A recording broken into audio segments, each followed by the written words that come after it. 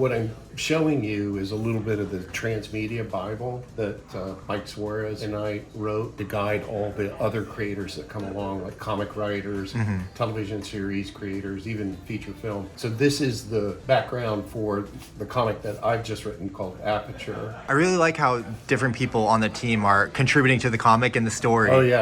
Everybody's a brand, except for me, they're all first-time writers. So what we're doing is creating characters that other writers can write against. So instead of writing plots and story outlines, we're just creating sets of characters that you could come along and then write your own story again. So I'm showing you some of the families and characters that we created that control the sacrifice. Yeah, you were saying there's 4 different families. Yeah, 4 families. One of them, the Iceyyy, is a former Yakuza family, and Aniki is a Yakuza slang term. It means big brother. Okay. So that's what Yakuza call each other, Aniki. He's got an incredible story because he's the first comic where we see the first asteroid hit. Yeah.